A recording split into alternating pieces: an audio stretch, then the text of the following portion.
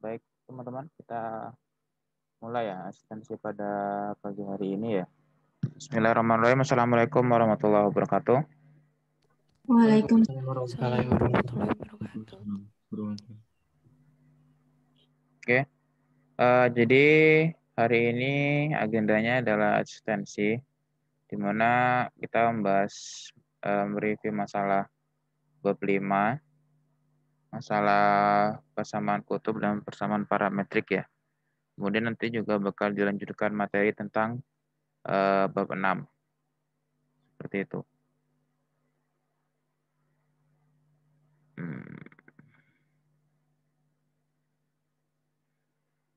Oke, apakah screen saya sudah terlihat? Sudah, Mas. Oke.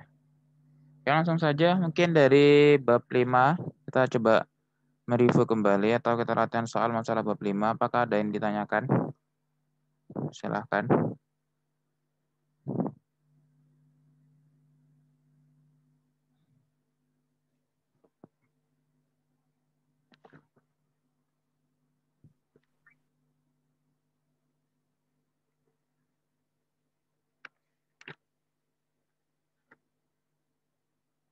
Di bab 5 itu kita membahas tentang koordinat kutub dan persamaan parametrik ya.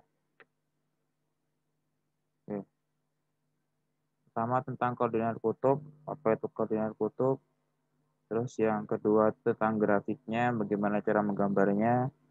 Terus yang ketiga itu luasan dalam koordinat kutub, persamaan parametrik, dan yang terakhir itu garis singgung dan panjang busur dalam koordinat kutub. Dan silakan. Jadi kalian terlebih dahulu mungkin ada yang ditanyakan soal-soal atau apa gitu.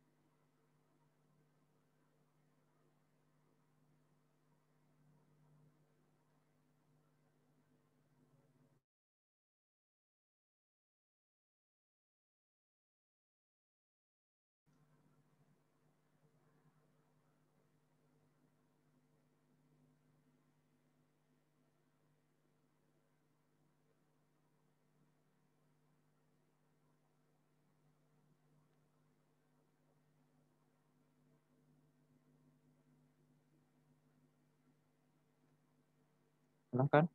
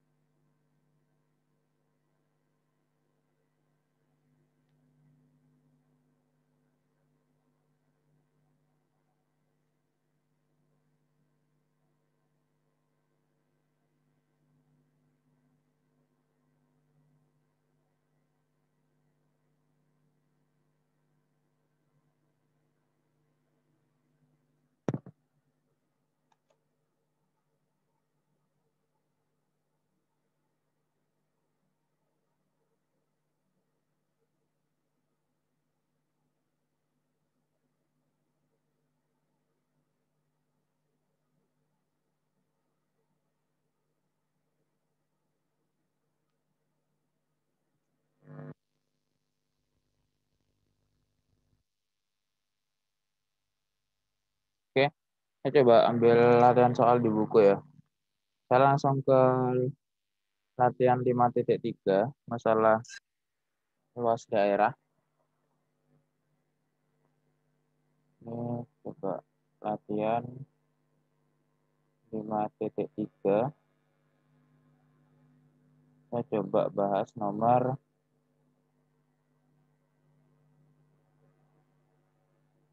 7 gitu ya. Nomor 7. Nomor 7 itu perintahnya adalah daerah di dalam kardioda ini dapatkan luas ya. Dapatkan luas di dalam kardioda. Di dalam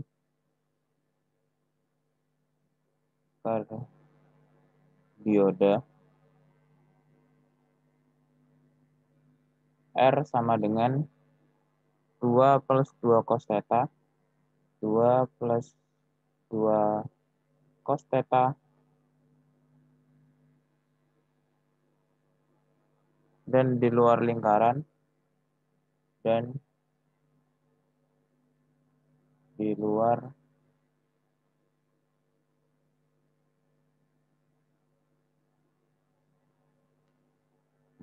lingkaran R sama dengan 3.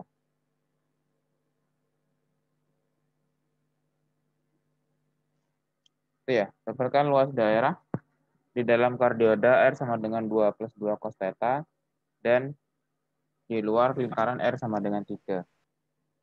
Kita coba selesaikan.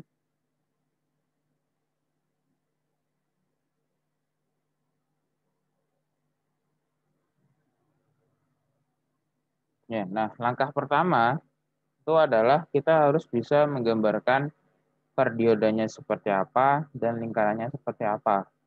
Biar kita bisa menentukan mana daerah yang dimaksud gitu ya. Ketika kita sudah tidak bisa menggambarkan, itu udah sulit kita buat mengerjakannya. Jadi sebisa mungkin untuk masalah menggambar di koordinat kutub, di koordinat kartesius itu sudah kalian bisa pahami ya di bab 5.1 seperti itu. Oke. Jadi langkah pertama kita adalah mensketsa gambarnya. Sketsa gambar. Sketsa kurva ya.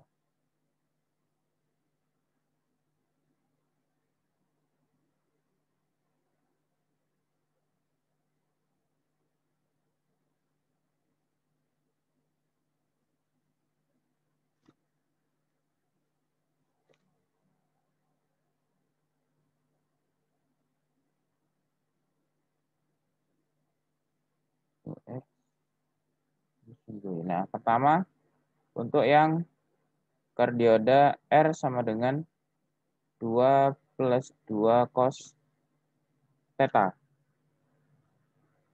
Nah, yang pertama adalah kardioda 2 plus 2 cos theta. Ini cara gambarnya gimana?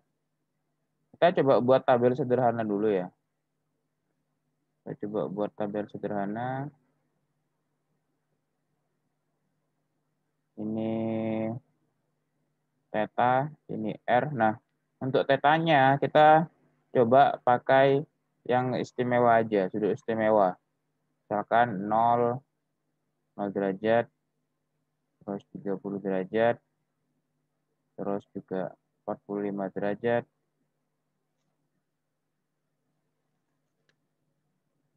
terus juga 60 derajat, sama 90 derajat gitu ya. Kita coba pakai yang istimewa aja. Nah, untuk theta sama dengan 0, untuk theta sama dengan 0, kita masukkan aja ke sini. Berarti R sama dengan 2 plus 2 cos 0. Cos 0 itu dia sama dengan 1. Berarti kan 2 tambah 2 dia sama dengan 4. Ini menandakan apa? Menandakan kalau misalkan tetanya sama dengan 0, maka panjangnya dia 4. Begitu. Berarti ketika sudutnya dia 0, 0 kan di sini ya. Sudut 0 itu kan arahnya ke sini kan. Dia panjangnya sebesar 4. Berarti ya kita tarik ya, anggap saja di sini panjangnya 4 ya. Ini dia 4 begitu. Terus coba untuk yang lainnya. Misalkan theta sama dengan 30. Berarti cos 30 itu dia setengah akar 3. Setengah akar 3 kita kalikan 2, berarti kan tinggal akar 3. Berarti ini adalah 2 plus akar 3. Terus ini ketika dia 45 derajat, berarti nanti tinggal 2 plus akar 2. Terus yang ini ketika 60 derajat, berarti ini bakal ketemu 3 ya. Karena cos 60 kan dia setengah 3. Terus ketika tetanya sama dengan 90, cos 90 kan 0. Berarti kan 2 ditambah 2 dikali 0, jadi 2 tambah 0 kan berarti ini 2. Nah, setelah kita sudah buat tabel seperti ini, ya kita tinggal plot ke garisnya.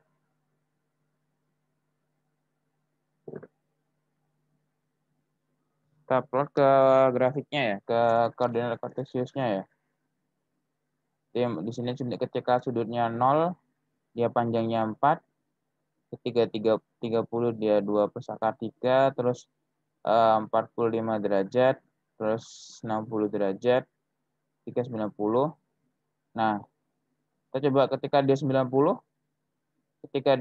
dia panjangnya 2. Nah, 90 derajat kan dia tingginya ke sini ya. Arahnya kan ke sini kan 90 derajat. Dia sebesar 2. Jadi kurang lebih di sinilah ya 2 ya. Ini dia 2. Nah, berarti kurang lebih nanti gambarnya seperti ini.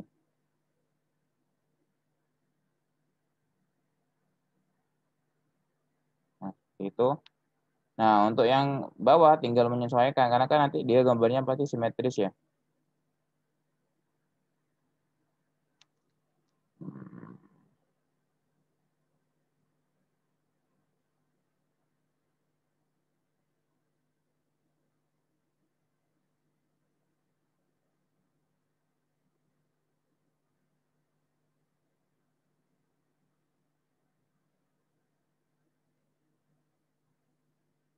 Oke. Tinggal yang bawah tinggal menyesuaikan aja ya. Berarti di sini juga dia 2.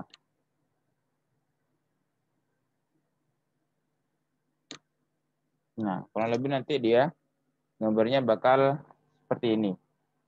Ini adalah kardioda R sama dengan 2 plus 2 cos theta.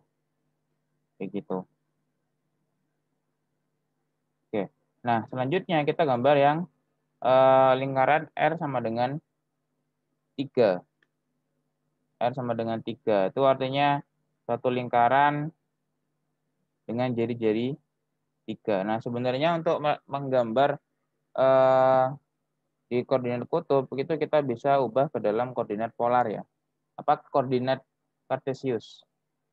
Bagaimana caranya? Saya seperti ini. Kita kan tahu bahwa hubungan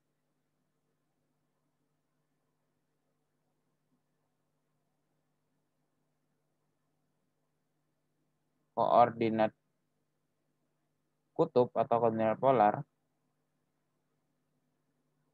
dengan koordinat kartesius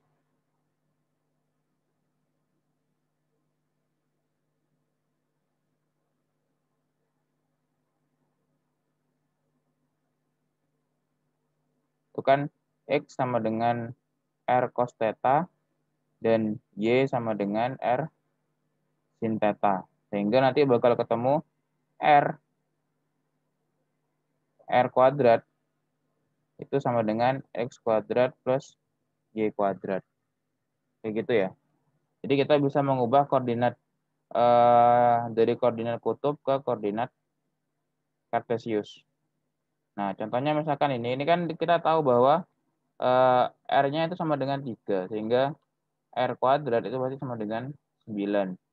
Kita tahu bahwa R kuadrat itu adalah X kuadrat plus Y kuadrat sama dengan 9. Nah, ini apa artinya? Ini adalah suatu lingkaran berpusat di 0,0 berjari-jari 9. Berjari-jari 3, sorry ya. Berjari-jari 3. Itu berarti nanti kalau misalkan kita gambar, anggap saja 3. Ini juga 3.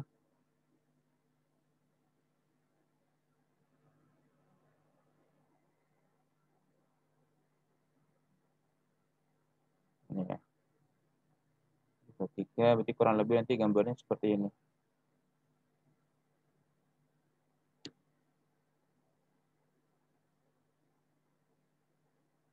Oke. Ini anggap saja lingkaran ya.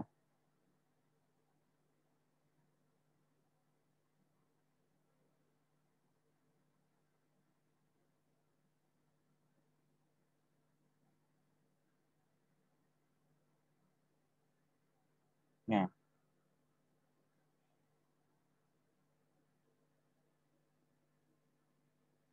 oke. Nah, selanjutnya berarti ya sudah, nitanya apa? Dalam kardioda dan di luar lingkaran. Berarti itu yang mana itu? Yang ditanya adalah yang di dalam kardioda dan di luar lingkaran. Berarti kan yang ini ya. Ini daerah yang dimaksud. Di dalam kardioda dan di luar lingkaran. Nah, kayak gitu. Tinggal kita sudah mengetahui daerah mana yang diarsir. Daerah mana yang dimaksud di soal. Tinggal kita menghitungnya ya. Nah, cara menghitungnya ini kita harus juga tentukan strateginya gimana buat menentukannya. Oke, saya coba bagi luasan kardioda. Ini dulu ya. Saya coba.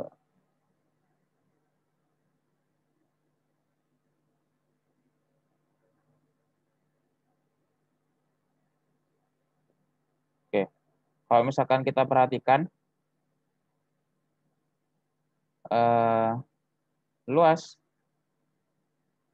kardioda itu sama dengan luasan biru ditambah luas yang diarsir ya.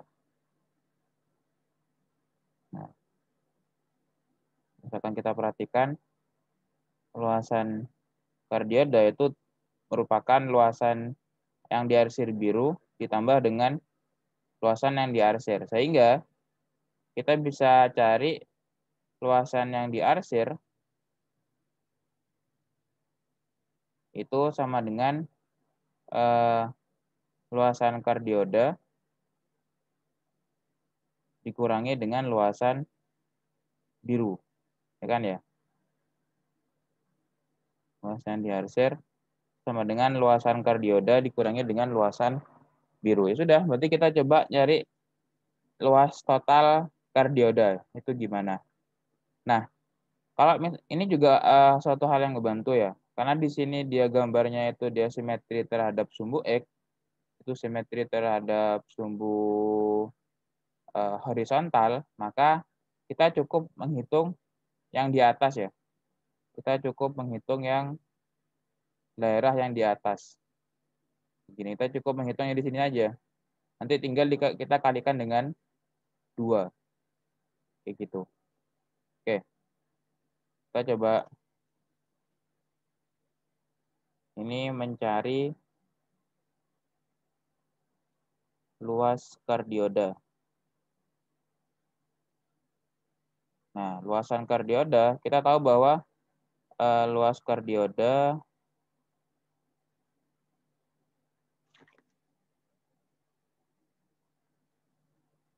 itu sama dengan kita tahu ya, kalau misalkan nyari luas dalam koordinat kutub itu adalah integral theta 1 sampai theta 2 setengah R kuadrat dari d theta.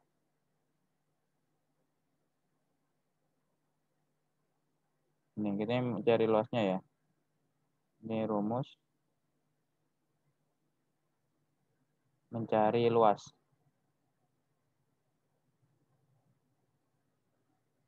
Ya sudah. Berarti luas kardioda adalah integral. Nah, kardioda itu kan kalau misalkan kita perhatikan untuk fungsi yang atas ya, kita cuma perhatikan yang di atas saja. Karena nanti tinggal kita kalikan 2.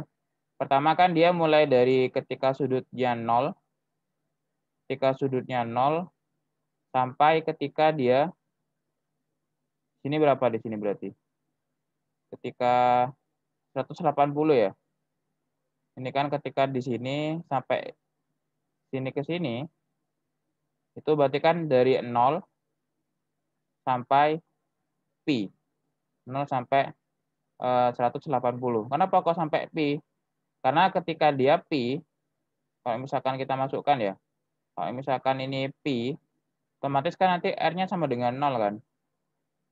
2 plus 2 cos pi. Cos pi itu kan min 1, berarti 2 dikurangi 2 dia 0. Berarti kan ketika di titik ini kan dia terjadi ketika theta sama dengan pi.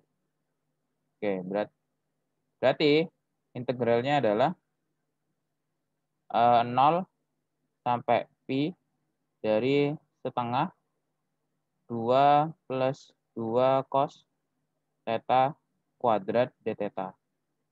Kayak gitu. Itu ya. Nah, tinggal kita sederhanakan.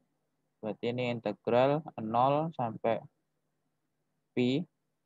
Ini setengah. Ini karena kuadrat saya coba keluarkan ya, 4 ya. Ini jadi 1 plus cos theta kuadrat.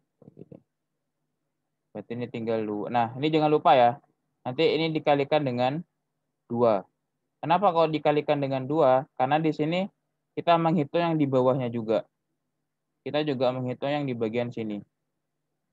Nah, karena bagian bawah juga luasnya pasti sama, maka nanti kita kalikan dengan 2.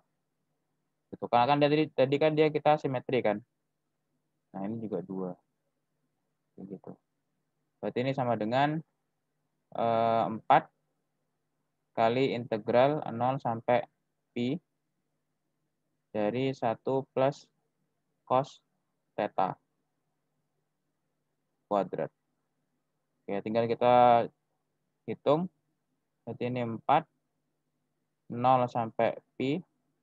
Saya coba jabarkan. 1 plus 2 cos theta plus cos kuadrat theta. Ini kita coba bisa pecah. Jadi 4 kali dalam kurung integral 0 sampai pi 1 d theta plus integral 0 sampai pi 2 cos theta 2 cos theta plus integral 0 sampai pi dari cos kuadrat theta d theta. Itu kita pecah ya integralnya ya.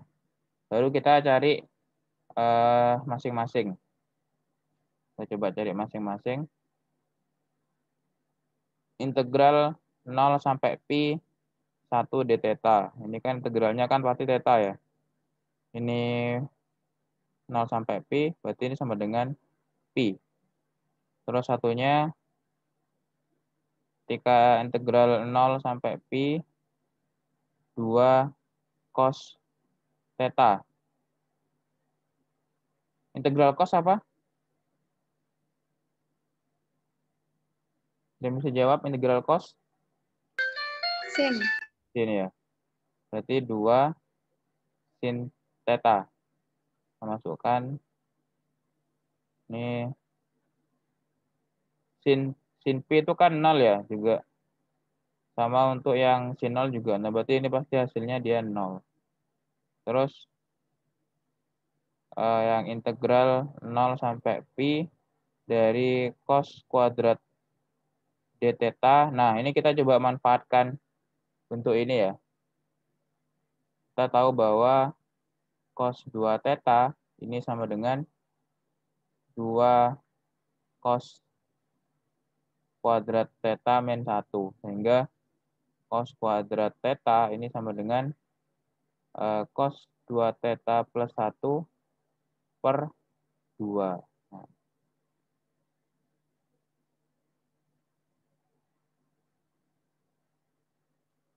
itu ya. Berarti ini sama dengan integral 0 sampai pi dari cos 2 theta plus 1 per 2. Berarti ini sama dengan setengah integral 0 pi cos 2 theta plus 1 d theta. Kita cari integralnya.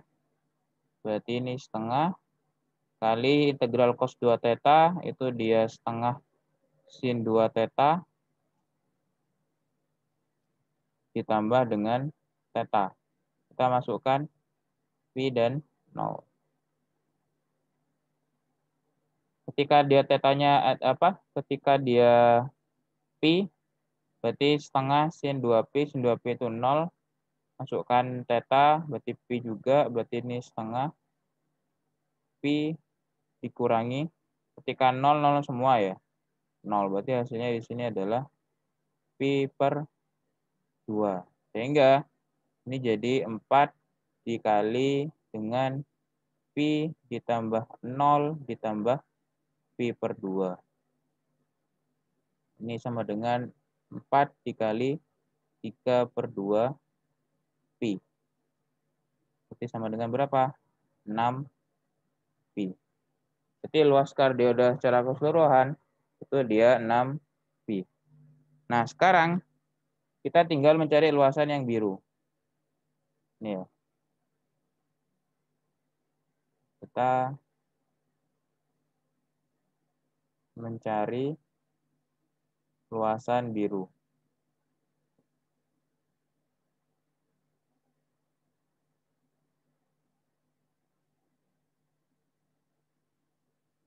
Oke, kita coba buat gambarnya lagi.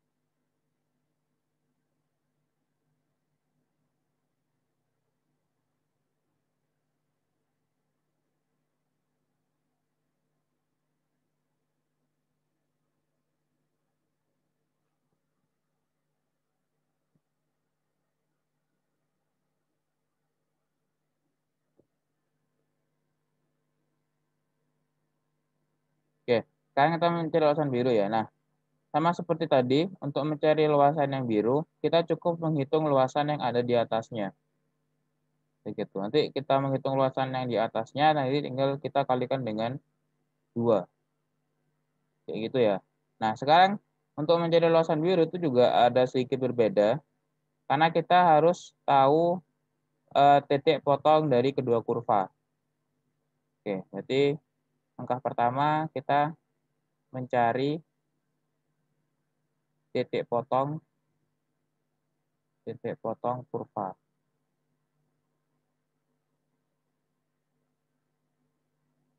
Titik potong kurva. Tadi kan R sama dengan 3, sama R sama dengan 2 plus 2 cos theta. Tinggal kita samakan, berarti ini 3 sama dengan 2 plus 2 cos theta. Berarti ini sama dengan 2 cos theta, ini sama dengan 1. Berarti kita dapat cos theta sama dengan setengah. Berarti kira-kira berapa tetanya? Kalau cos theta sama dengan setengah.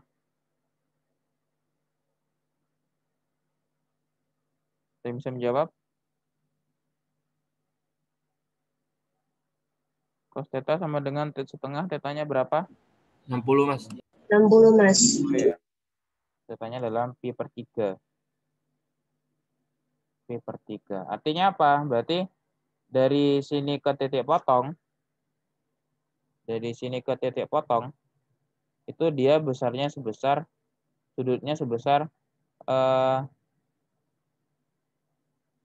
pi per 3. Kayak gitu. Itu ya. Nah, dari daerah yang biru ini, yang bagian atas, itu juga terbagi oleh 2 daerah. Katakanlah di sini daerah 1, Ini daerah 2. Daerah 1 itu suatu daerah yang dibatasi oleh ini. Grafik yang ini ya. Nah, ini grafik ini kan grafik lingkaran ya, R sama dengan 3. Sedangkan daerah 2, L2, itu dibatasi oleh grafik ini. Berarti ini dibatasi oleh R sama dengan 2 plus 2 cos theta. Sehingga luasan biru itu sama dengan 2 kali apa? L1 ditambah dengan L2. Kayak gitu kan ya? Berarti kita tinggal mencari L1 dan L2. Oke. Kita cari L1 dan L2. Untuk L1. Nah, L1 tadi kan dia dibatasi oleh lingkaran. Jadi L1 sama dengan integral. Nah, L1 ini kan dari sini ke sini ya. Dari sini ke sini. Berarti dia dari 0 sampai pi per 3. Berarti 0 sampai pi per 3. Setengah R kuadrat D theta. Berarti integral 0 sampai pi per 3 setengah R kuadrat. R-nya kan tadi 3 ya, berarti ini 9. Nah, theta. Berarti ini 9 per 2 theta integralnya. Masukkan pi per 3 sama 0. Kita masukkan berarti 9 per 2 dikali pi per 3. Ini sama dengan 3 per 2 pi. Itu untuk L1.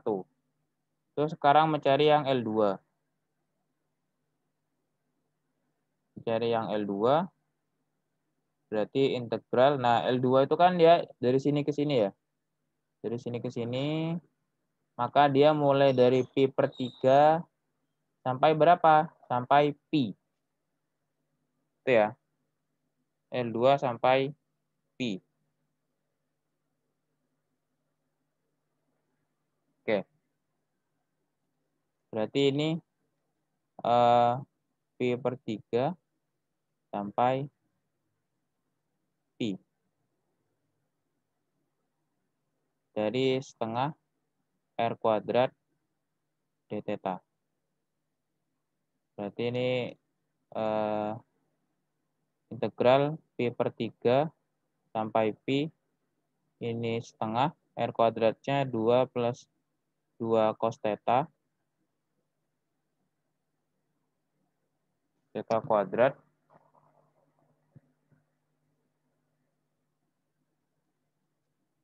D theta.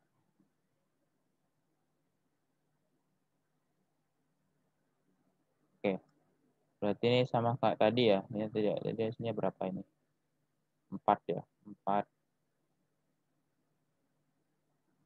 Dengan cara yang sama, berarti ini 4. Pi per 3 sampai pi 1 plus cos theta kuadrat D theta. Ini jadi 4 integral pi per 3 sampai pi 1 plus 2 cos theta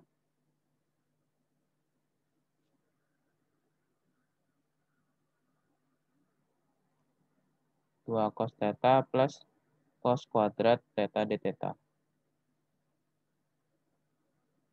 Oke, tinggal kita cari ya. Untuk yang ini sama aja kayak 4 dikali berapa nanti. Oke. Untuk yang integral pi per 3 sampai pi dari 1 D theta itu kan berarti integral pi per 3 sampai pi. Langsung aja ya. Ini pi ya theta pi sama pi per 3. Berarti ini adalah pi dikurangi pi per 3. Sama dengan 2 per 3 pi. Terus satunya ketika integral pi per 3 sampai pi dari cos theta. 2 cos theta. Berarti ini adalah 2 sin theta. 2 sin theta pi sampai pi per 3. Itu sama dengan 0, sin Pi kan 0 ya. Min 2 sin Pi per 3. Nah, sin 60 itu dia setengah akar 3. Berarti ini min akar 3. Terus satunya integral Pi 3 sampai Pi dari cos kuadrat theta. Theta dengan cara yang sama kayak sebelumnya ya. Berarti integral Pi per 3 sampai Pi ini 1 plus cos 2 theta per 2. Jadi integralnya dia apa tadi? Integralnya adalah setengah ini setengah kali setengah sin 2 theta plus theta. Kita masukkan Pi dan Pi per 3. Sehingga kita dapat di sini setengah kali sin Pi itu dia 0, sin 2Pi itu 0, ditambah Pi dikurangi setengah sin 2 per 3 Pi itu dia setengah akar 3. Ini setengah akar 3 plus Pi per 3. Gitu. Oke. Berarti ini sama dengan setengah Pi min 1/4 akar 3 min Pi per 3. Berarti sama dengan berapa ini? 1/4 akar 3. Ini berarti 1/8 ya. 1/8 akar 3 ditambah Pi per 6. Ini kan Pi dikurangi Pi per 3 itu kan 2 per 3 Pi. Dikali setengah berarti 2 per 6 ya. Di 1/3. Ini dia 1/3. Jadi ya sudah, kita masukkan ke sini. Ini 2 per 3 Pi min akar 3 ditambah 1/8 akar 3 plus Pi per 3. Ini kita masukkan, berarti ini 4 dikali Pi. Ini ditambah ini, berapa berarti? 8, 7/8 ya. Ini adalah 7 per 7/8. Min 7/8. 7/8 akar 3. Berarti sama dengan 4 Pi min 7 per 2 akar 3. Nah, ya sudah. Kita kan tadi kita dapat awalnya kan tadi LRC. Oh, ini dikalikan 2 ya. Oh iya, ini belum dikalikan 2 ini.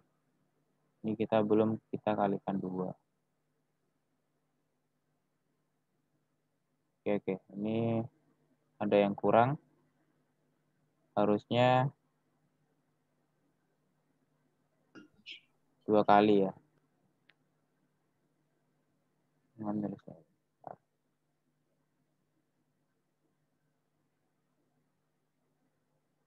Kan ini L2 sama dengan 2 kali ini ya. Ini juga 2 kali. Berarti di sini kita nulisnya adalah 4.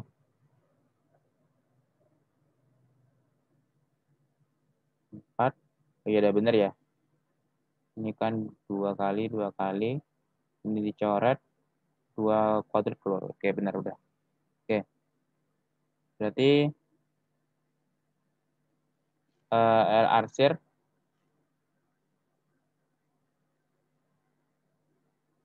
jadi R arsir itu sama dengan luas kardioda dikurangi dengan luasan yang biru ya. Luas kardiodanya berapa? Luas kardioda tadi sebesar berapa?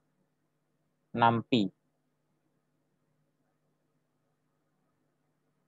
Nah, berarti 6 pi dikurangi dengan luasan yang biru, itu dia 4pi min 7/2 akar 3. Berarti ini sama dengan 6pi min 4pi plus 7/2 akar 3. Berarti ini adalah 2pi plus 7/2 akar 3. Seperti itu. Berarti luasnya segini. Satuan luas.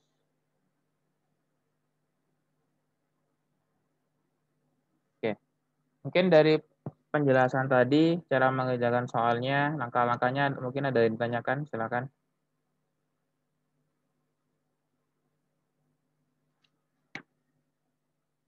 Dari langkah-langkah pengerjaan soal, mungkin ada yang ditanyakan.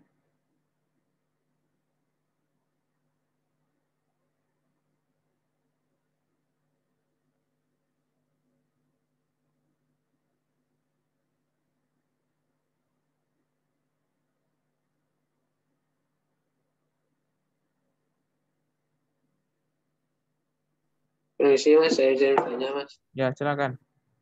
Yang luas biru itu kok dibagi 2 Mas? Kalau misalkan saya hitung langsung itu gimana Mas?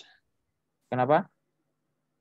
Yang luas biru itu kan Mas bagi 2 Ya. nanti ngasih lingkaran dan itu kalau misalkan saya hitung langsung itu gimana? Kalau hitung langsung, kita bingung nentuin R-nya ini apa.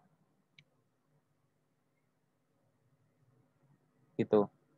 Soalnya kan di sini kan R-nya itu kan menandakan ini ya, yang di sini ya. Ini kan daerah suatu luasan yang dibatasi oleh kurva R kan. Nah, sedangkan kalau ini kan kurva R-nya 1 kan ya. Nah, kalau misalkan langsung, sedangkan luas daerah ini, itu dia suatu luas yang dibatasi oleh 2 kurva. Dengan kurva mana? Kurva ini sama kurva ini. Jadi dia tidak bisa langsung jadi satu integral. Kayak gitu. Makanya dia dipecah jadi 2 bagian. Nah, pecahnya berarti tergantung dengan titik potong kurva. Kayak gitu ya. Jadi pahami maksud saya? Bisa Mas, bisa. Oke.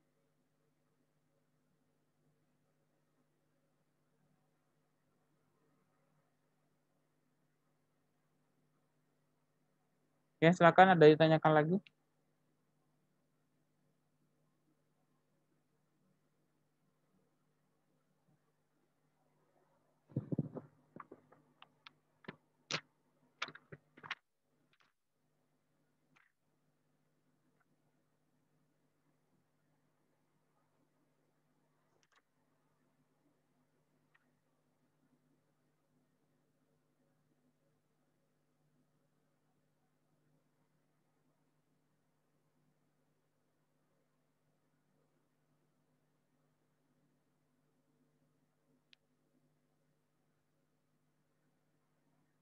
Permisi Mas, Ya, itu yang bawah harusnya bukannya minus 1/8 akar 3 ya Mas? Yang luas biru yang bawah. oke. Nah, yang ini ya.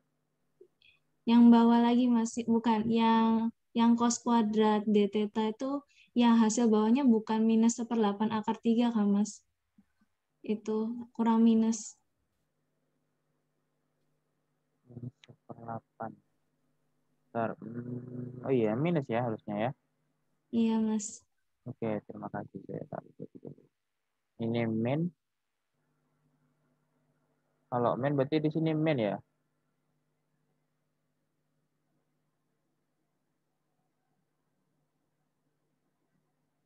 Oke, oke, oke.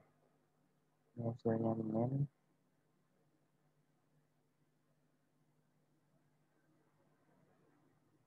Ini min berarti berapa ini? Min 9/8 ya. Ini 9/8. Berarti ini 9/2.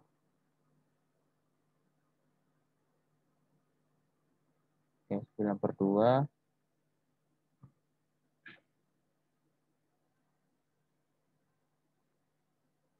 Ini 9. Ini 9. Ini 9. Kayak gitu. Oke, terima kasih sudah diingatkan. Jadi 4P plus 9 akar 3/2. Oke, silakan ada yang tanyakan lagi atau dari hitungan saya ada yang keliru, silakan diprotes ya.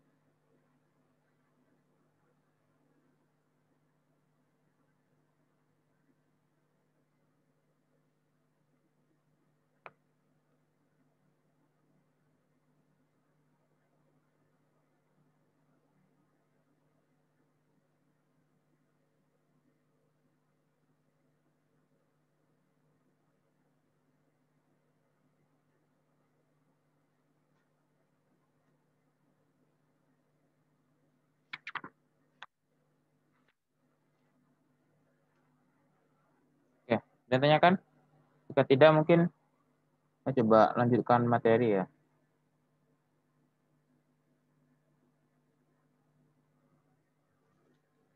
Oke, saya coba melanjutkan materi tentang barisan. Saya lanjut ke melonjak ke bab 6, barisan monoton.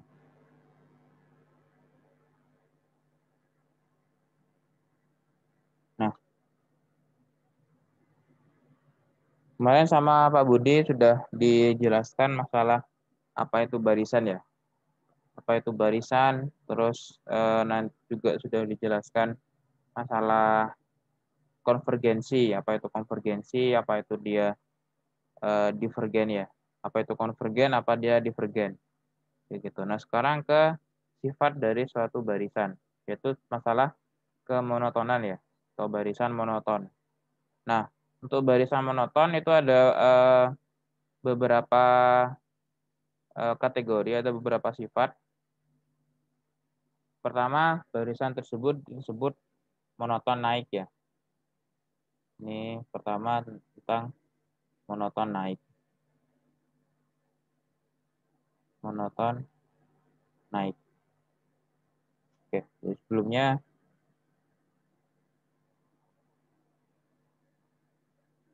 kita coba misalkan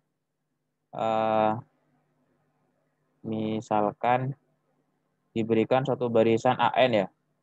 Nah, suatu barisan AN. Nah, barisan AN itu dia dikatakan barisan naik atau monoton naik itu jika A1 itu kurang dari A2, kurang dari A3, kurang dari A4, kurang dari dan seterusnya ya. Seperti itu sampai kurang dari AN dan seterusnya. Ini kan dia sampai tak hingga ya, banyaknya ya. Kayak gitu. Contoh yang paling gampang ya ini barisan AN sama dengan N. AN sama dengan N gimana berarti? 1, 2, 3, 4, 5, dan seterusnya. Ini kan kita lihat bahwa 1 pasti kurang dari 2, kurang dari 3, kurang dari 4, kurang dari 5, dan seterusnya ya. Ini ya, contoh dari barisan naik atau monoton naik. Nah, ada namanya barisan yang tidak turun. Barisan yang tidak turun. Kayak gitu. Barisan yang tidak turun itu sebenarnya biasa disebut dengan barisan yang cenderung naik ya. Cenderung naik. Nah, bedanya apa sama yang monoton naik? Kalau misalkan yang tidak turun, itu dia sifatnya adalah A1 kurang dari sama dengan A2, kurang dari sama dengan A3, dan seterusnya sampai kurang dari AN, dan seterusnya. Artinya apa yang jadi pembeda? Di sini kalau misalkan dia naik itu pasti kurang dari suku sebelumnya ya. Suku sebelumnya pasti lebih besar dari suku sebelumnya, atau suku sebelumnya pasti kurang dari suku sesudahnya. Kalau misalkan tidak turun, itu suku sebelumnya itu kurang dari sama dengan suku selanjutnya. Itu ya. Jadi masih ada kemungkinan sukunya itu sama. Kayak gitu ya. Ini bisa disimpulkan AN itu kurang dari AN plus 1. Kalau suku sebelumnya itu pasti lebih kecil dari suku sesudahnya. Sedangkan yang tidak turun, suku sebelumnya itu kurang dari sama dengan AN plus 1. Artinya dia masih bisa sama. Kayak gitu ya. Nah,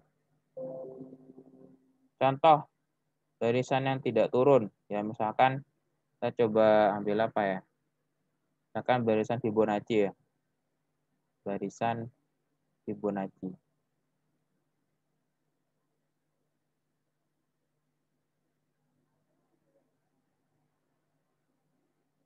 Fibonacci.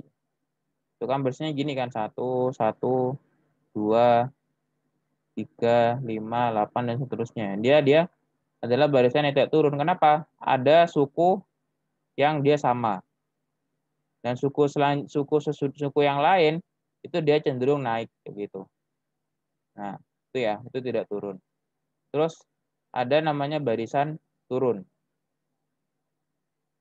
Kalau barisan turun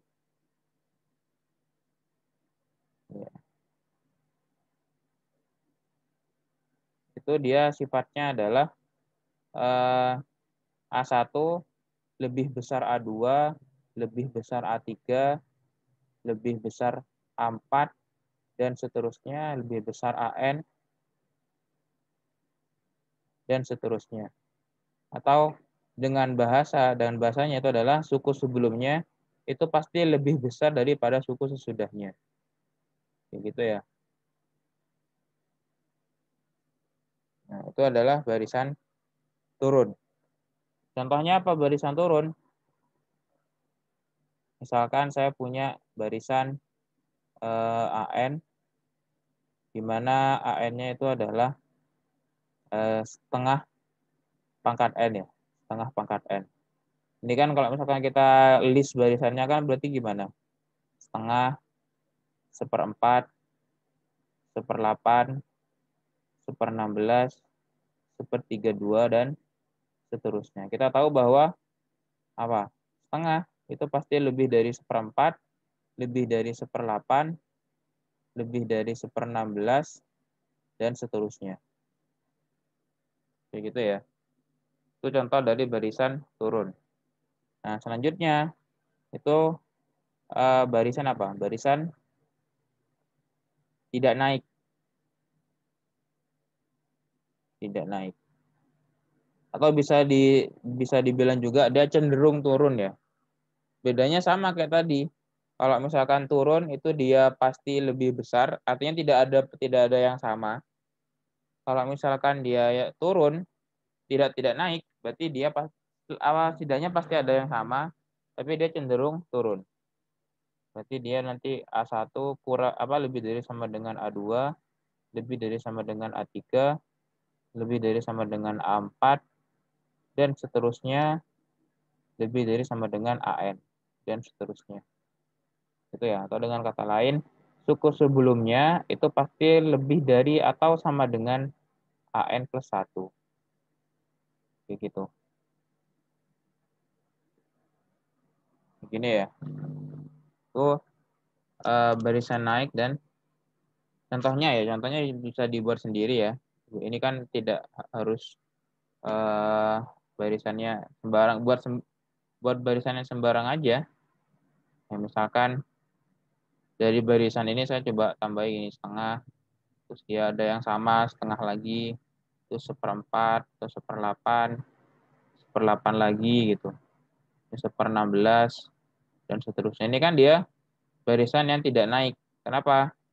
Dia ada suatu suku yang sama, tapi untuk suku sebelumnya itu pasti kurang dari sama dengan, kayak gitu ya.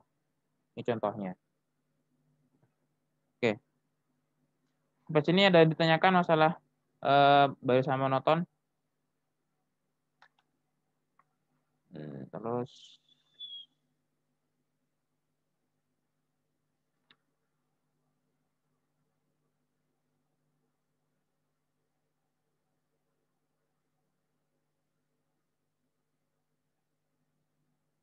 nah, dari sini kita bisa menentukan ya sifat-sifatnya. Jadi kalau misalkan kita ingin mengidentifikasi suatu barisan itu dia naik, berarti kita tinggal melihat ini. Apakah AN itu kurang dari AN plus 1? Atau dengan kata lain, naik gini ya. Kalau misalkan dia kan berarti AN plus 1 kurang dari AN, itu dia pasti lebih dari 0. Tinggal kita buktikan ini saja. Kayak gitu ya. Berarti untuk yang ini berarti AN plus 1 dikurangi AN itu lebih dari sama dengan 0. Jadi kalau misalkan tunjukkan bahwa suatu barisan ini dia fungsi naik atau suatu barisan naik. Jadi ya tinggal buktikan ini. AN plus 1 dikurangi AN lebih dari 0. Kayak gitu ya. Terus yang ini juga berarti AN plus 1 dikurangi AN ini kurang dari 0.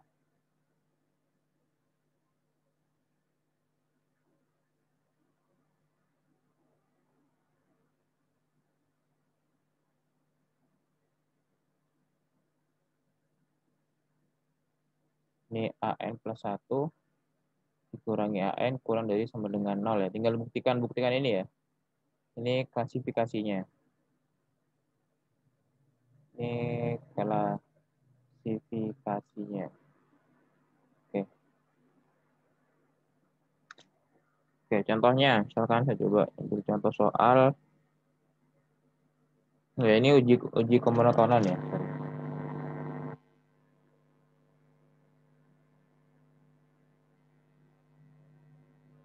Ini adalah uji kemonotonan. Ini cara menguji kemonotonan ya.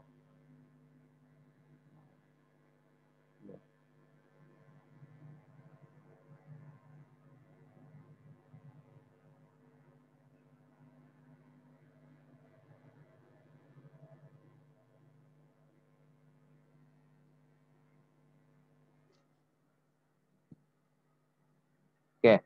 Selain menggunakan itu, kita juga bisa menggunakan yang lain. Contohnya, uji kemonotonan yang lain. Kalau misalkan fungsi naik, tadi kan naik itu kan dia terjadi ketika AN kurang dari AN plus 1.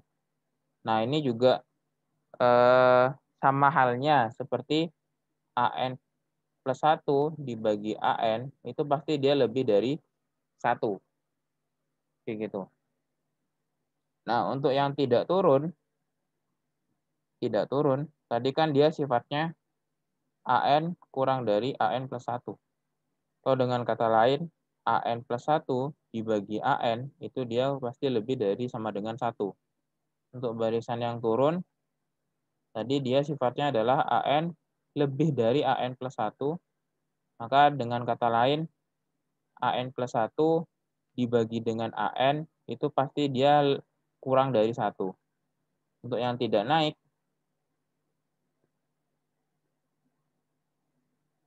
itu adalah AN lebih dari sama dengan AN plus 1. Samanya seperti AN plus 1 dibagi AN, itu dia kurang dari sama dengan 1.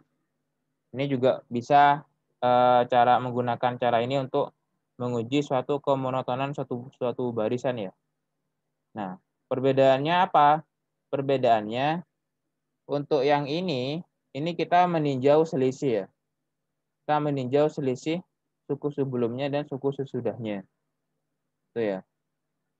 Nah, kalau misalkan yang ini itu kita meninjau perbandingan nilainya ya, perbandingan suku sesudahnya dan suku sebelumnya. Terus pakai yang mana terserah semudahnya kalian ya. Oke, contohnya misalkan ini cari dulu.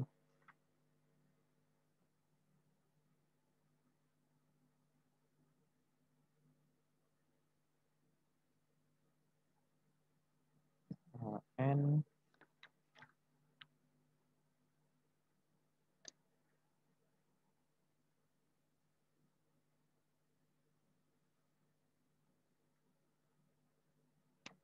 Oke, coba saya latihan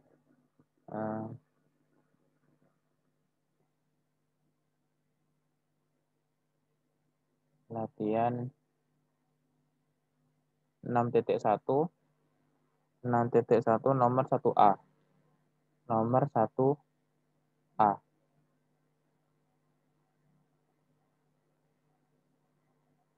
Tentukan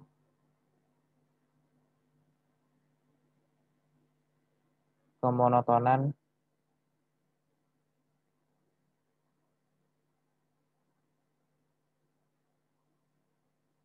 barisan ini ya. Ini barisannya kan tadi ini N per 3N min 1. Ini N-nya 1 sampai tak hingga ya. Ini maksudnya N-nya berjalan dari 1 mulai tak hingga. Nah, ya sudah. Kita coba cek. Di sini kan kita ketahui AN-nya sama dengan N per 3N min 1 ya. Nah, berarti kita dapat di sini AN plus 1-nya itu adalah N plus 1 dibagi dengan 3N plus 1, kayak gitu ya. Berarti ini sama dengan N plus 1 per 3N plus 3 min 1. Berarti ini adalah N plus 1 per 3N plus 2.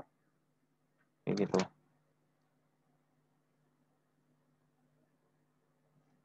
Oke, kita tinggal tinjau ya. Kita tinjau AN plus 1 dikurangi AN katakanlah. Kita tinjau selisihnya. Berarti ini N plus 1 per 3N plus 2 kita kurangi dengan N 3N min 1. Kita coba kali silang, berarti N plus 1 kali 3N min 1 min N, ini 3N plus 2. Per 3N plus 2 kali 3N min 1. Oke.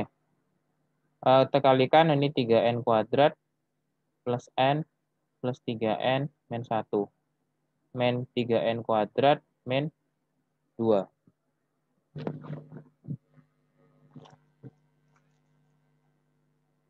Per 3N plus 2. Ini 3N min 1. Dicoret. Terus ini berapa ini? 4N. Ini sama dengan 4N min 3 ya. 4N min 3. Nah, ini 3N plus 2. Ini 3N min 1. Nah, di sini kan kita berbicara ketika N-nya sama dengan 1 dan seterusnya kan. Nah, kalau misalkan kita masukkan 1, itu kan pasti dia bernilai positif. Semuanya bernilai positif. Ini kan 1 berarti 4 min 3 per 3 plus 2 sama 3 min 1. Berarti kalau misalkan kita, ya. Itu bukan terusan min 2N ya, Mas? Yang Min 2N. Min 3N kuadrat min 2N.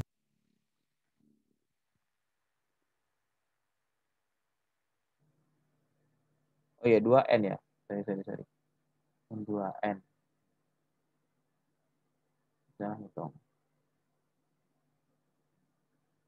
Berarti 4N berarti 2N min 1 ya. 2N min 1. Nanti ya, 2n min 1 ya.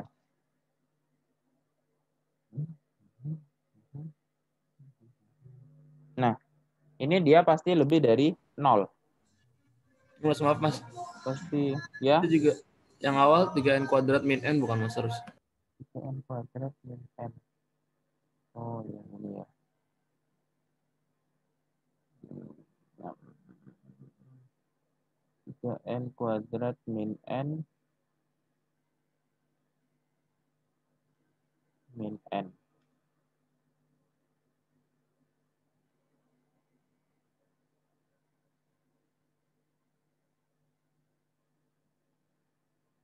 Berarti 3n kuadrat min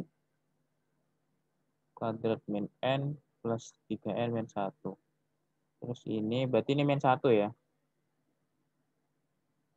Ini min 1. Nah, kalau misalkan kita lihat,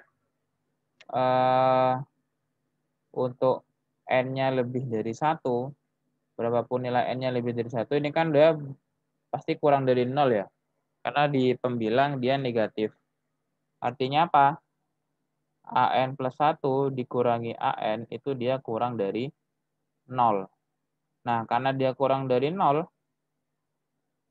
nah berarti apa? Dia adalah barisan turun. Ini barisan monoton turun.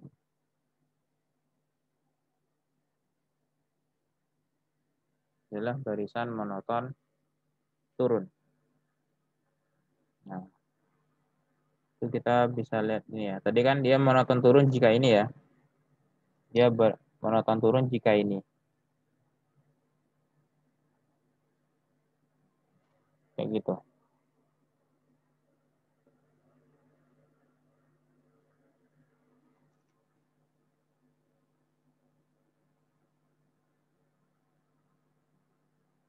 Oke. Satu.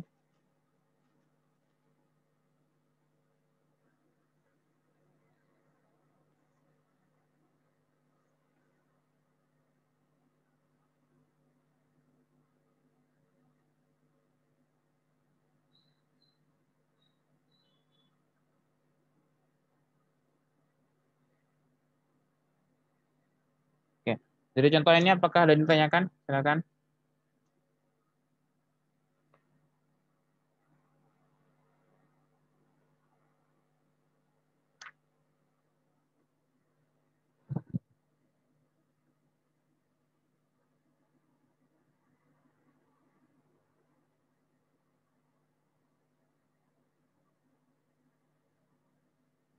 Oke.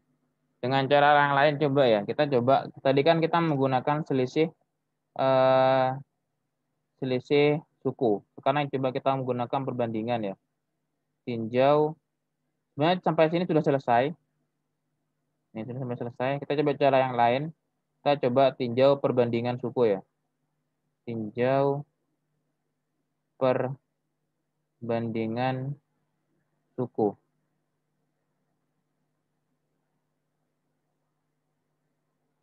Tuh. Kita coba perhatikan AN plus 1 per AN. Tadi AN plus 1 apa? Itu tadi N plus 1 per 3N plus 2. Per N kali 3N min 1. Ini sama dengan N plus 1 per 3N plus 2 dikalikan 3N min 1 per N. Jadi ini sama dengan 3N min 1 dikalikan N plus 1 per N dikalikan 3N plus 2. Nah, ini jadi 3N kuadrat plus 3N min N min 1 per 3N kuadrat plus 2N. Ini sama dengan 3N kuadrat plus 2N min 1 per 3N kuadrat plus 2N. Nah, kita bisa lihat bahwa 3N kuadrat plus 2N min 1 itu pasti kurang dari apa? 3N kuadrat plus 2N kan. Kayak gitu ya. Artinya pembilang itu dia lebih kecil daripada penyebut. Ya kan ya? Ini ada bentuk yang sama, tapi di sini dia berkurang 1. Berarti kan otomatis ini pasti lebih besar kan? Nah, berarti ini 3N kuadrat plus 2N min 1 per 3N kuadrat plus 2N ini pasti kurang dari 1. Berarti ini kurang dari 1. Nah, artinya apa? Berarti kan AN plus 1 per AN itu dia kurang dari 1. Nah, berdasarkan spesifikasi tadi, untuk AN plus 1 dibagi AN kurang dari 1 itu apa, Mati? Masuk ke sini ya. Masuk ke barisan turun. Nah, jadi barisan AN adalah barisan turun. Adalah monoton turun.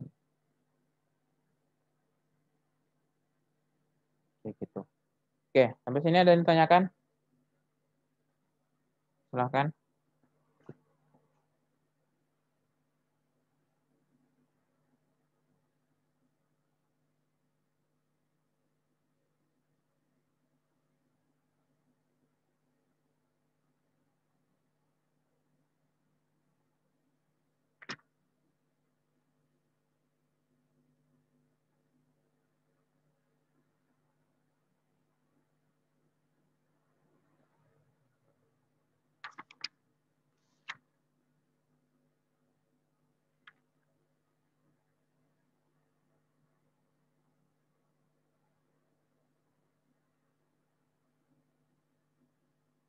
Oke.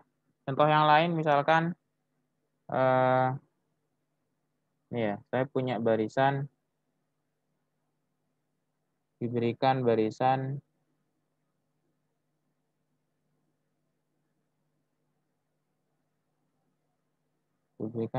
ini ya. 10 pangkat N per N faktorial. N-nya mulai dari 1 sampai tak hingga. Nah, kita coba cek kemonotonannya ya. Kita coba cek kemonotonannya. Berarti kita dapatkan di sini AN-nya sama dengan 10 pangkat N per 10 faktorial. N faktorial, sorry. N faktorial. N faktorial. Terus untuk AN plus 1, dia 10 pangkat N plus 1 per N plus 1 faktorial. Oke. Kita coba cek perbandingannya ya. Kayaknya lebih gampang pakai perbandingan suku. Jadi untuk masalah kapan pakai selisih, kapan pakai perbandingan ya nanti semudahnya gimana kalian ya. Mudahnya enaknya pakai apa? Terus AN plus 1 per AN berarti ini 10 pangkat N plus 1 per N plus 1 faktorial per 10 pangkat N per N faktorial. Berarti ini jadi 10 pangkat N plus 1. Ini N plus 1 faktorial dikali N faktorial per 10 pangkat N. Ini kan sama aja kayak 10 pangkat N kali 10. Nah, N plus 1 faktorial itu kan bisa saya tulis jadi N plus 1 kali N faktorial ya. Berdasarkan sifat faktorial. Ini N faktorial, ini 10 pangkat N. Dicoret, berarti tinggal 10 per N plus 1.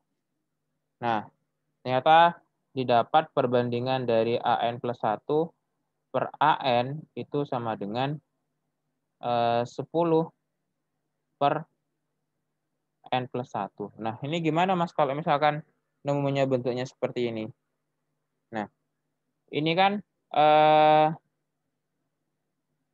monoton. Kalau misalkan kita perhatikan, kalau misalkan untuk N sama dengan 1, 2, 3, 4, 5, 6, 7, 8, dan 9. Oke. Kalau misalkan N-nya kita ambil 1, 2, 3, sampai 9, Itu kita dapatkan apa? Pastikan 10 itu kurang lebih dari, misalkan 10 ya. 10. Nah, kita dapatkan 10 itu pasti lebih dari N plus 1 ya. Kayak gitu. Sedangkan untuk N yang lebih dari 10,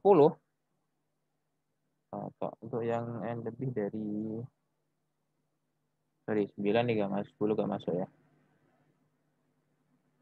Nah, untuk yang N yang lebih dari sama dengan 10, nah itu kita dapatkan 10 kurang dari N plus 1 kan ya. Nah, artinya apa? Ini akan bernilai kurang dari 1 untuk N yang lebih dari sama dengan 10. Nah, kalau misalkan kita menemui ini, dia terpenuhi ini, tapi dengan ada syarat N-nya itu berapa minimalnya. Nah, berarti ini menandakan adalah barisan ini barisan yang monoton turun ya, monoton turun di akhir. Gitu ya. Ada keterangan di akhirnya. Karena kenapa kok dia ada keterangan di akhir? Karena dia kalau misalkan kita lihat ini akan kurang dari 1 untuk N-nya itu ditentukan minimalnya berapa. Tidak berlaku untuk semua N. Beda dengan ini tadi. Untuk contoh yang ini tadi, dia kurang dari 1 untuk semua N. Makanya dia langsung monoton turun. Nah, sedangkan ini, dia kurang dari 1, tapi N-nya itu minimal berapa? N-nya itu minimal 10. Jadi untuk 10 dan seterusnya, itu dia pasti kurang dari 1. Makanya dia di sini barisan monoton turun di akhir. Kayak gitu ya. Itu yang membedakan. Oke. Kenapa kok misalkan N-nya harus minimal 10? Karena untuk N yang kurang dari 10, ini ya, 1, 2, 3, sampai 9, dia lebih dari 1. Karena 10 lebih dari sama dengan N plus 1. Tapi kan tentunya kan untuk menentukan barisan monoton atau enggaknya kan kita menentukan sampai ke sifat tak hingganya kan, sampai suku tak hingganya. Makanya kita ambil yang, maaf.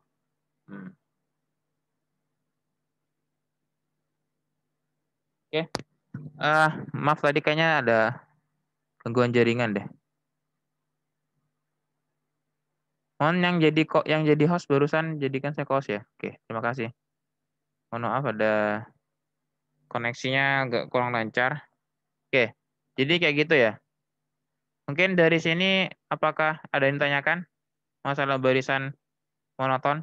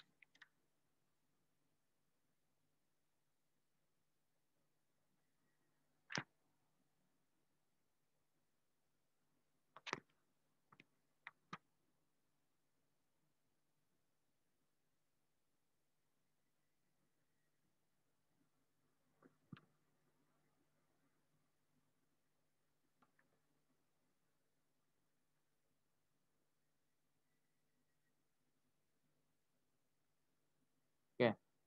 Ketidak saya coba lanjutkan ke delta hingga ya. Oke. Ke deret tak hingga.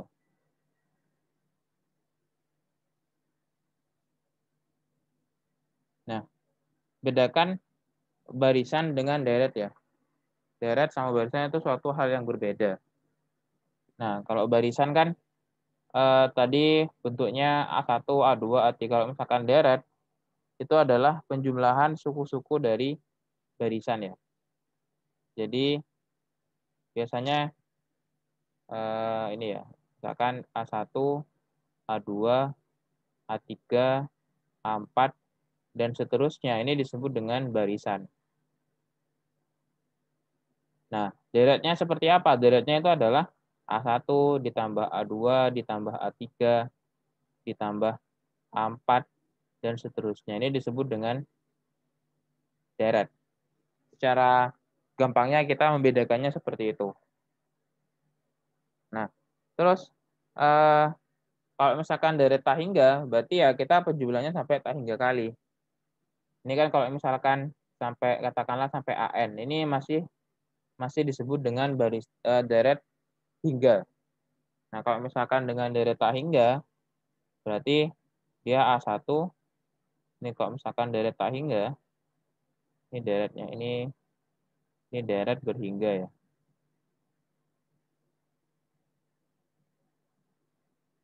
Nah, kalau misalkan deret tak hingga, itu adalah A1 ditambah A2 ditambah A3 dan seterusnya. Nah, biasanya itu kita notasikan dengan notasi sigma. Berarti sigma, katakanlah di sini K dari 1 sampai tak hingga dari AK. Begini. Ini adalah deret tak hingga.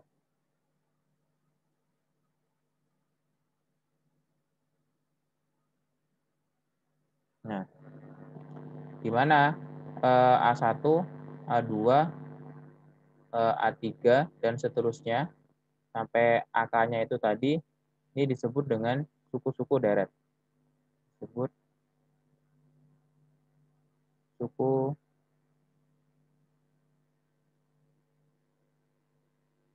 deret. Begitu.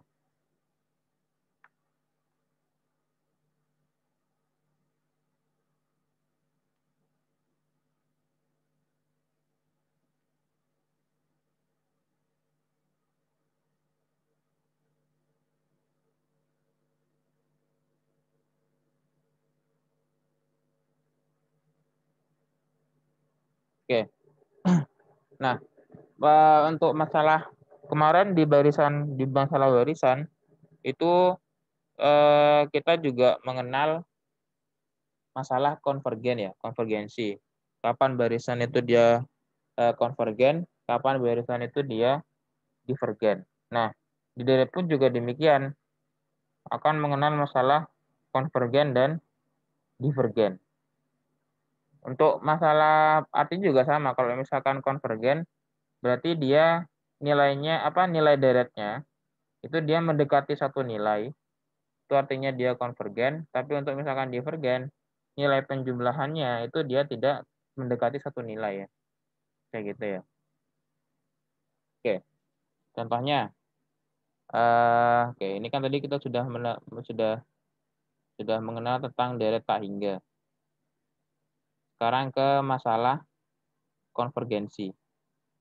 Masalah konvergensi. Oke, masalah konvergensi. Saya coba ke ini langsung saja ya.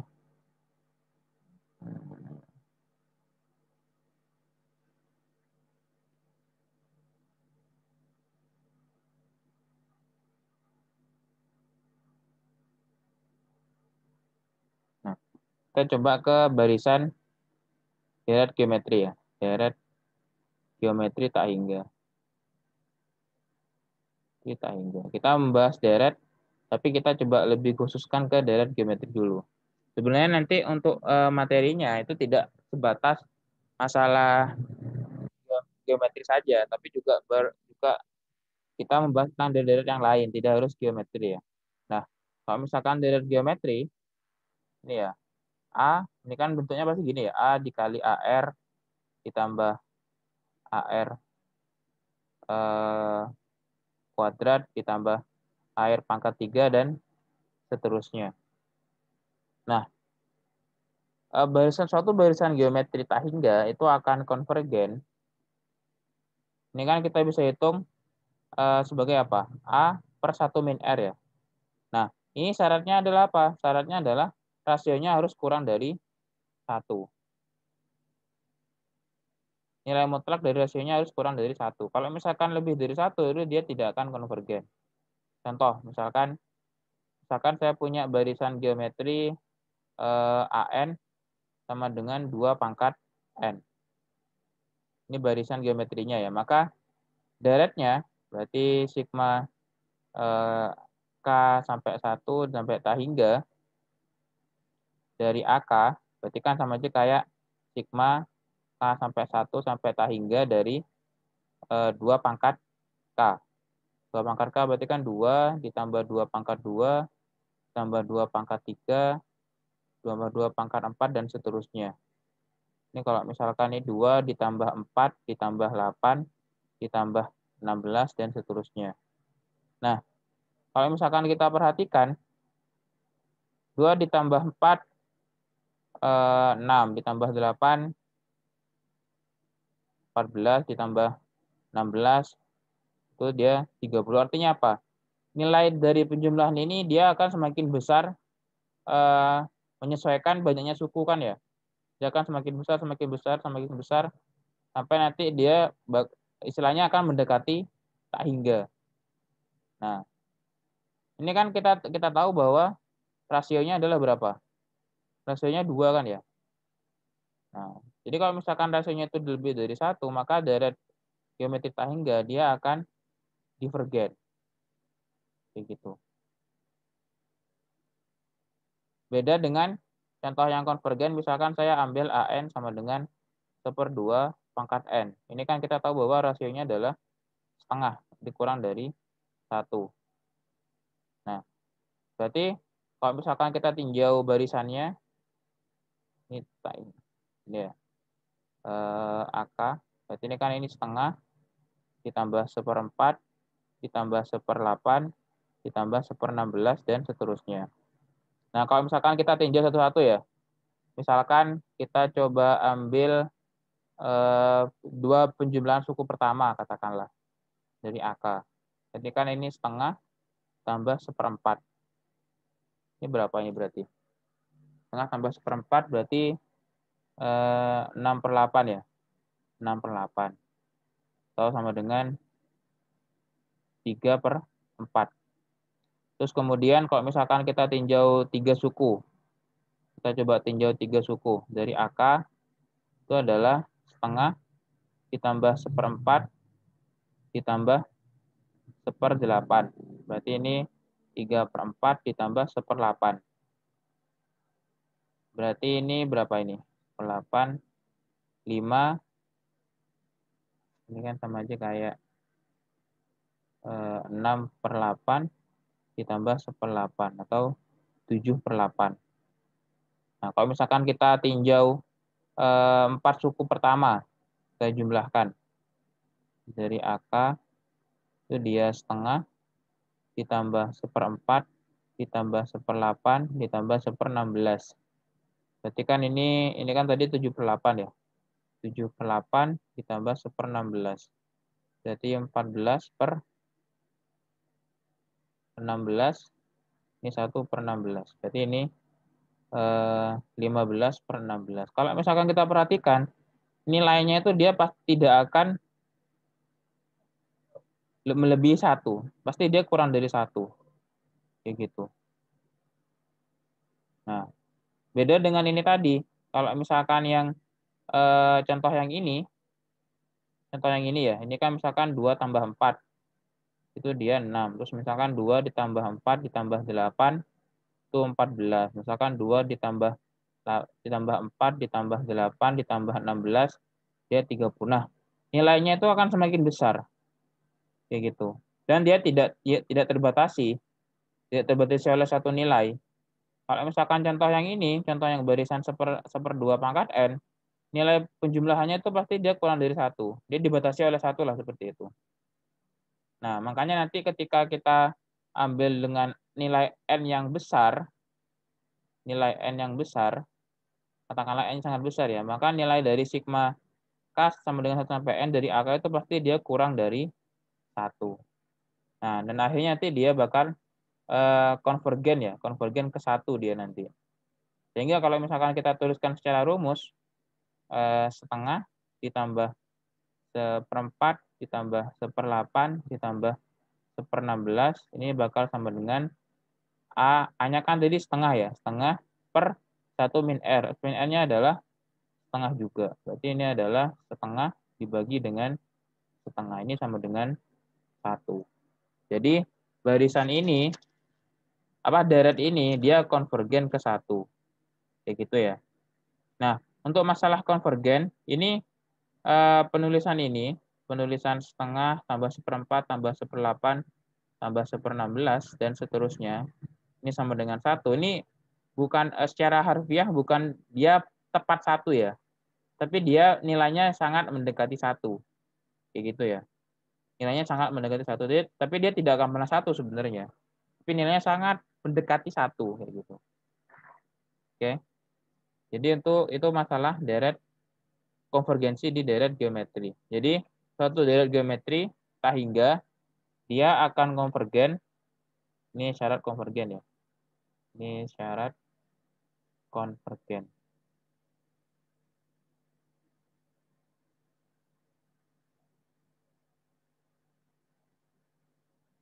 Nah, dia akan konvergen kalau rasionya itu dia nilai mutlaknya kurang dari 1.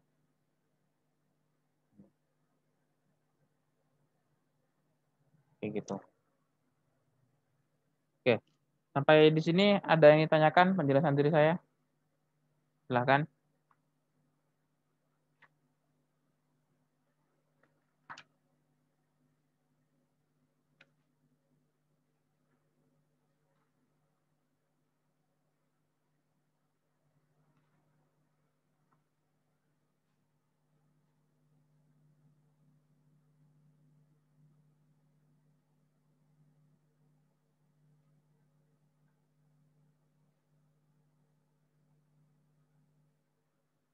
Oke, contoh deret yang divergen ya, contoh deret yang tidak konvergen. Itu masalah deret harmonik. Dan namanya deret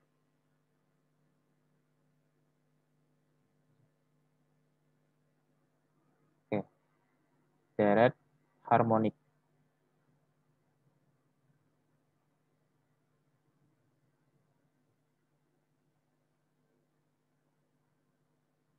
Nah, deret harmonik itu dinotasikan seperti ini.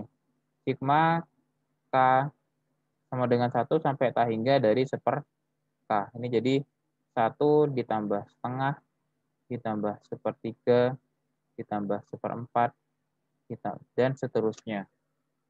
Nah, ini adalah contoh dari deret yang divergen.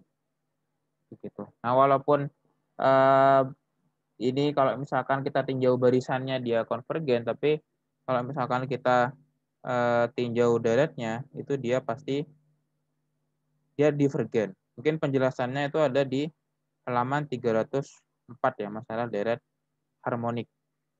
Caranya juga sama, dia tinjau 1 per 1 dia. Kayak gitu.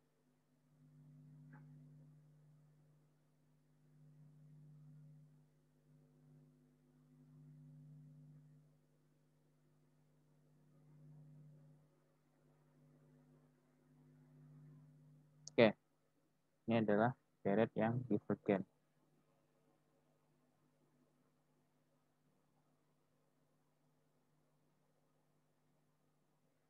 Oke. Mungkin sampai sini ada yang ditanyakan? Karena waktunya sudah habis ya, 100 menit.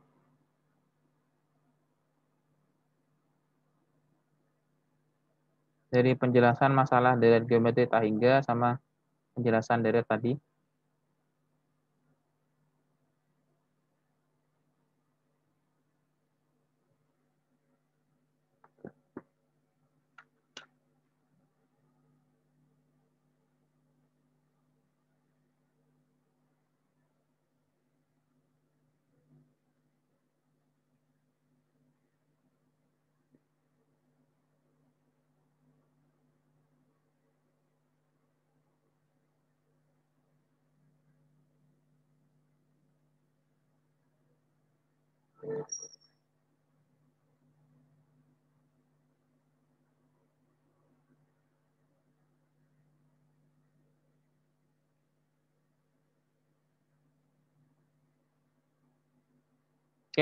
Jika tidak ada yang ditanyakan, saya akhiri cukup sekian ekstensi pada pagi hari ini. Untuk catatannya akan saya segera upload di Google Drive, di link deskripsi di grup ya, sama rekod pertemuan pada pagi hari ini. Oke, cukup sekian dari saya. Mohon maaf jika masih ada kekurangan. Terima kasih. Wassalamualaikum warahmatullahi wabarakatuh. Waalaikumsalam warahmatullahi wabarakatuh. Waalaikumsalam warahmatullahi wabarakatuh. Terima kasih, Mas.